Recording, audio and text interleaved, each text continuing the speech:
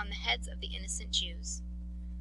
Whose diabolical mind invents these pogroms, these titanic bloodlettings, these cannibal amusements for the dark, bestial souls? We all see with certain clearness that the last convulsions of bureaucracy are at hand. Forgive me if I present it imaginatively. There was a people that had a chief temple, wherein dwelt a bloodthirsty deity, behind a curtain guarded by priests. Once fearless hands tore the curtains away. Then all the people saw, instead of a god, a huge, shaggy, voracious spider, like a loathsome cuttlefish. They beat it and shot at it. It is dismembered already, but still, in the frenzy of its final agony, it stretches over all the ancient temple its disgusting, clawing tentacles. And the priests themselves, under sentence of death, push into the monster's grasp all whom they can seize in their terrified, trembling fingers. Forgive me. What I have said is probably wild and incoherent, but I am somewhat agitated. Forgive me, I continue. We thieves by profession know better than anyone else how these pogroms were organized. We wander everywhere, into public houses, markets, tea shops, doss houses, public places, the harbor. We can swear before God and man and posterity that we have seen how the police organized the massacres, without shame and almost without concealment. We know them all by face, in uniform or disguise. They invited many of us to take part, but there was none so vile among us as to give even the outward consent that fear might have extorted. You know, of course, how the various strata of Russian society have towards the police. It is not even respected by those who avail themselves of its dark services.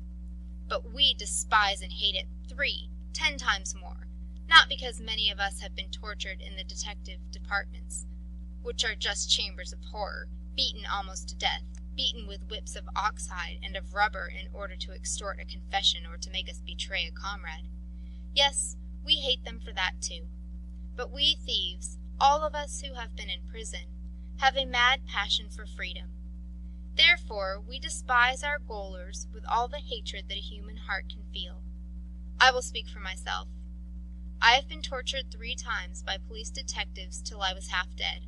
My lungs and liver have been shattered. In the mornings I spit blood until I can breathe no more. But if I were told that I will be spared a 4th flogging only by shaking hands with the chief of the detective police, I would refuse to do it. And then the newspapers say that we took from the hands Judas's money, dripping with human blood. No, gentlemen, it is a slander which stabs our very souls and inflicts insufferable pain. Not money, nor threats, nor promises will suffice to make us mercenary murderers of our brethren, nor accomplices with them. Never, no, no, his comrades standing behind him began to murmur. I will say more, the thief continued. Many of us protected the victims during this pogrom. Our friend, called Sesoi the Great, you have just seen him, gentlemen, was then lodging with a Jewish bread-maker on the Moldavanka. With a poker in his hands, he defended the landlord from the great horde of assassins. It is true, Sesoi the Great is a man of enormous physical strength, and this is well known to many of the inhabitants of the Moldavanka. But you must agree, gentlemen, that in these moments Sesoi the Great looked straight into the face of death. Our comrade Martin the miner, this gentleman here, the orator pointed to a pale, bearded man with beautiful eyes who was holding himself in the background, saved an old Jewess whom he had never seen before, who was being pursued by a crowd of these canaille. They broke his head with a crowbar for his pains, smashed his arm in 2 places, and splintered a rib. He is only just out of the hospital. That is the way our most ardent and determined members acted. The others trembled for anger and wept for their own impotence. None of us will forget the horrors of these bloody days and bloody nights, lit up by the glares of fires, those sobbing women, those little children's bodies torn to pieces and left lying in the streets. But for all that, not one of us thinks the police and the mob are the real origin of the evil. These teeny, stupid, loathsome vermin are only a senseless fist that is governed by a vile, calculating mind, moved by a diabolical will. Yes, gentlemen, the orator continued, "we thieves have nevertheless merited your legal contempt.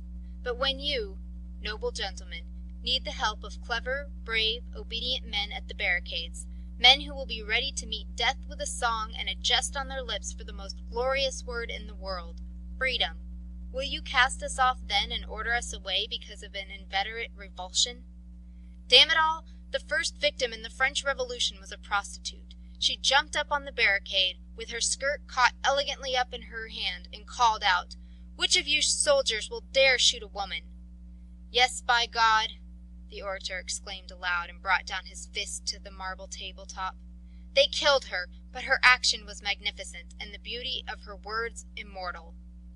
If you should drive us away on the great day, we will turn to you and say, 'You spotless cherubim, if human thoughts had the power to wound, kill, and rob man of honour and property, then which of you innocent doves would not deserve the knout and imprisonment for life?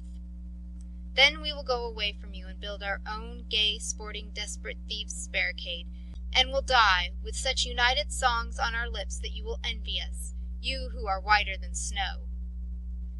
But I have been more than once carried away. Forgive me. I am at the end. You now see, gentlemen, what feelings the newspaper slanders have excited in us. Believe in our sincerity and do what you can to remove the filthy stain which has so unjustly been cast upon us. I have finished." He went away from the table and joined his comrades. The barristers were whispering in an undertone, very much as the magistrate of the bench at sessions. Then the chairman rose. "We trust you absolutely, and we will make every effort to clear your association of this most grievous charge. At the same time, my colleagues have authorized me, gentlemen, to convey to you their deep respect for your passionate feelings as citizens. And for my own part, I ask the leader of the deputation for permission to shake him by the hand." The two men, both tall and serious, held each other's hands in a strong masculine grip. The barristers were leaving the theatre, but four of them hung back a little beside the clothes rack in the hall. Isaac Abramovich could not find his new, smart grey hat anywhere. In its place on the wooden peg hung a cloth cap, jauntily flattened in on either side. "Yasha!" the stern voice of the orator was suddenly heard from the other side of the door. "Yasha, it's the last time I'll speak to you, curse you! Do you hear?" The heavy door opened wide. The gentleman in the sandy suit entered. In his hands he held Isaac Abramovich's hat. On his face was a well-bred smile. "Gentlemen, for heaven's sake forgive us. An odd little misunderstanding. One of our comrades exchanged his hat by accident. Oh, it is yours. 1,000 pardons. Doorkeeper, why don't you keep an eye on things, my good fellow, eh? Just give me that cap there. Once more, I ask you to forgive me, gentlemen." With a pleasant bow and the same well-bred smile, he made his way quickly into the street. End of The Outrage, a True Story, by Alexander Ivanovich Kuprin.